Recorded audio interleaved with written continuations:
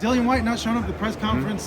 People online are grilling him over that. Just want to get your comments. Just on been that. disrespected, really, in my opinion. I mean, there's a lot of stuff that's still to be resolved that he's asking for that he hasn't had answers for. I don't want to go into it too much, but tickets for the fight, escrow for the money. He wanted a plane to bring him in. He didn't want to go on just a low-budget airline because COVID still exists. Like he doesn't, Some people want to buy Rolls Royces, but they can't afford the petrol. And this is a problem with, if you want to spend 42 million on a fight, you could bring a guy in from Portugal and you want to put him on an airline, exactly. Yeah, well, of course it was. That's the only option in there. So, but look, listen, there's other stuff. They don't want to give him tickets for the fight. So he doesn't, under a purse bid agreement, there's things that he does and doesn't have to do. You know that. Like, it's not a commercial agreement as per normal. So, it's his own decision. I saw Tyson Fury say, I told him not to go to the press conference. Absolute rubbish. So there's still some things to be sorted out. Hopefully we can get there.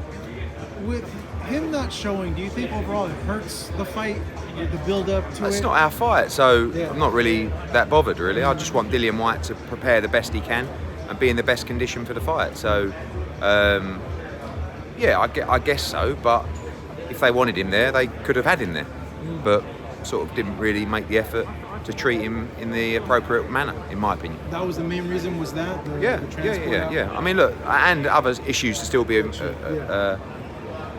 resolved. But, I think that Dillian Whyte's been waiting a long time for this fight. He just wants to make sure that he can make it there healthily, physically ready for the fight.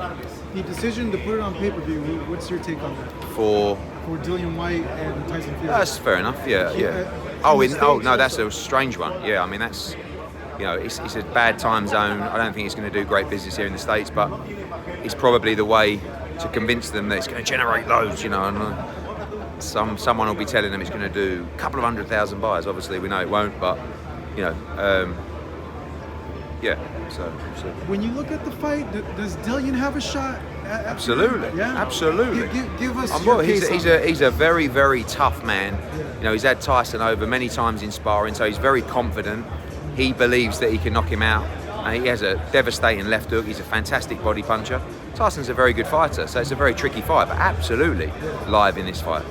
A lot of people are seeing, the abilities of Fury, and then Whyte, the knockout with Povetkin, and the next fight he looked well, but it seems they're like... he's the underdog, but he has the ability to turn your lights out with one left hook.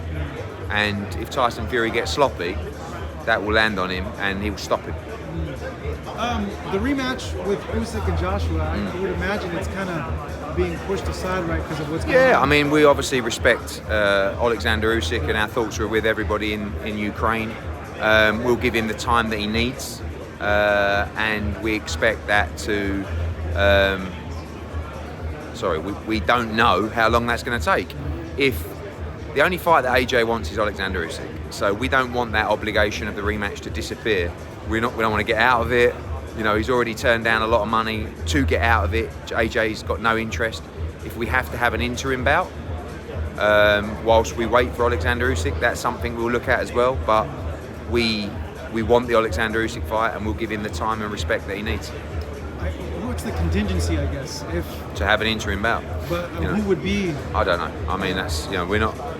This is only if it's an issue, which again we have to give them their time and speak to their representatives, and it's a very personal situation for these people, so we have to respect that. What do you make of Lomachenko, Usyk, the Klitschko's enlisting in the army and fighting? Oh, massive respect. These are very tough people. Certainly doing things that the average man couldn't or wouldn't. I sometimes ask people, would you? And I can't sit there hand on heart and say, I know there's a lot of people come out and say, I'll be the first up there. This is a tough spot to be in. Shit gets real. That's exactly. So much respect to them. The Devin Haney-Kambosos thing, given Lomachenko's also over there, does it, favor you guys more now that they go that way because they don't know? Yeah, maybe. I mean, I don't like to talk about how that would benefit anyone. I think it's disrespectful, but I feel that we are the front runners anyway for that fight because it's the fight that delivers undisputed. It's a fight that we know Devin Haney is ready and willing to go to Australia for that fight. So, you know, I know that talks are ongoing with ourselves and DAZN and Lou DiBella. Hopefully we can get it made.